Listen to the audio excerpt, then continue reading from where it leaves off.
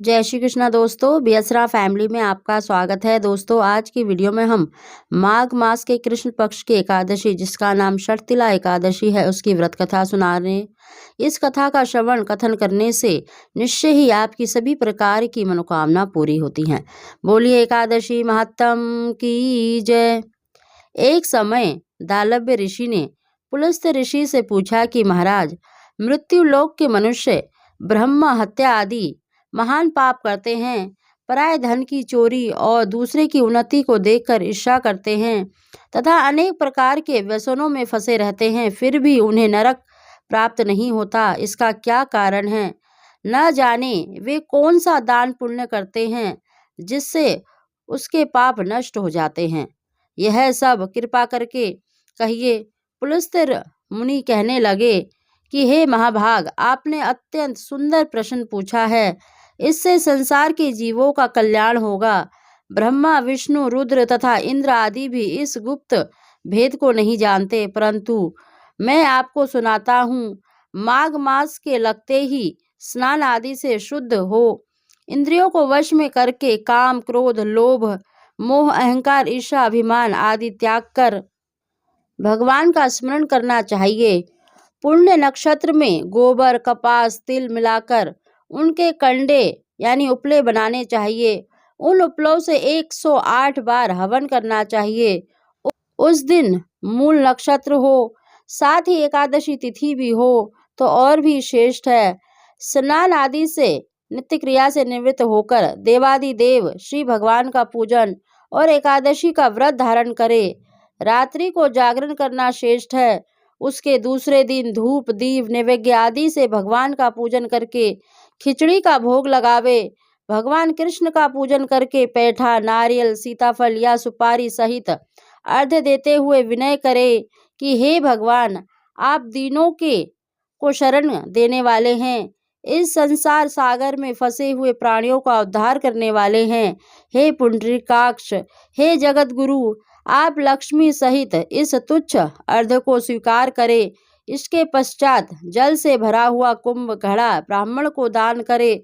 उस समय ब्राह्मण को शाम, गौ और तिल पात्र देना भी उत्तम है। तिल, स्नान और भोजन दोनों ही श्रेष्ठ है। इस प्रकार जो मनुष्य जितने तिलों का दान करता है, उतने ही 1000 वर्ष स्वर्ग में वास करता है। तिल स्नान, तिल का उपटन, तिल का हवन और तिल का जल, तिल का भोजन और तिल का दान, यह षटतिला एकादशी है। इससे अनेक प्रकार के पाप नष्ट हो जाते हैं। इतनी कथा कहकर पुलस्त्य ऋषि कहने लगे कि एक समय नारद जी ने भी भगवान श्री विष्णु से यही प्रश्न पूछा था और भगवान ने षटतिला एकादशी का जो महात्म्य नारद जी से कहा, वह तुमसे कहता हूँ।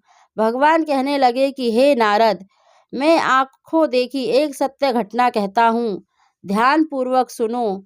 प्राचीन काल में मृत्युलोक में एक ब्राह्मणी रहती थी। वह सदैव व्रत किया करती थी और एक समय वह 1 मास तक व्रत करती रही। इससे उसका शरीर अत्यंत दुर्बल हो गया। यद्यपि वह अत्यंत बुद्धिमान थी, फिर भी उसने कभी देवताओं को या ब्राह्मणों के निमित्त धन तथा अन्न का दान नहीं किया। इससे मैंने सोचा कि ब्राह्मणी ने व्रत आदि से अपना शरीर शुद्ध कर लिया है और इसको विष्णु लोक तो मिल ही जाएगा, परंतु इसने कभी भी अन्न का दान नहीं किया। इससे इसकी तृप्ति होना कठिन है। ऐसा सोचकर एक दिन भिखारी बनकर मैं मृत्यु लोक में उस ब्राह्मणी के पास गया और उससे भिक्षा मांगी। वह बोली, हे महाराज, आप यहाँ किस लिए आए हैं? मैंने कहा कि मुझे भिक्षा चाहिए।